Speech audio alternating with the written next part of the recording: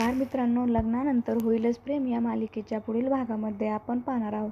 नंदिनीच्या बाबाने जीवाला घराच्या बाहेर काढलेले असते आणि जीवा हा गार्डनमध्ये उभा राहतो आणि तेव्हा त्याला त्याची प्रतिमा दिसू लागते आणि त्याची प्रतिमाही त्याला बोलते, तू सिनेमा पाहत नाहीस का? त्या सिनेमामध्ये हिरो हा आपल्या हिरोईनला मिळवण्यासाठी काय करतो? हिरोईनच्या वडिलांशी भांडतो. तो हिरोईनच्या वडिलांशी भांडतो, त्याची सेवा करतो आणि आपले प्रेम मिळवतो. तसे तुला देखील करावे लागेल. आणि त्याच वेळेस आपण पाहतो जीवा हा स्वतःशीच बोलत असतो. हे पाहून नंदिनी आणि तिच्या आईला मात्र धक्का बसतो आणि आई नंदिनीला बोलते, पाहिलं का, त्याला जिकडे तिकडे तू दिसत आहेस. स्वतः एकटा तू समजून कोणाला तरी बोलत आहे. अशाने त्याची मानसिकता खराब होईल. नंदिनी, तुला काहीतरी निर्णय घ्यावा लागेल. आणि तेव्हा नंदिनी देखील विचारामध्ये पडते.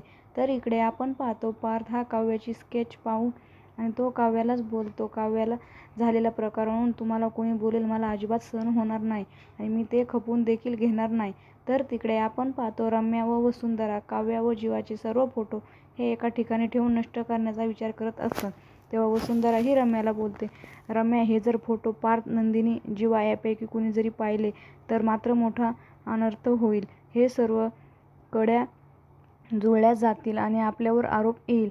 आणि त्याच वेळेस आपण पाहतो काव्य ही दरवाजा उघडून आतमध्ये येते आणि त्याच्यासमोर जीवा व काव्याचे फोटो पाहून तिला देखील खूप मोठा धक्का बसतो.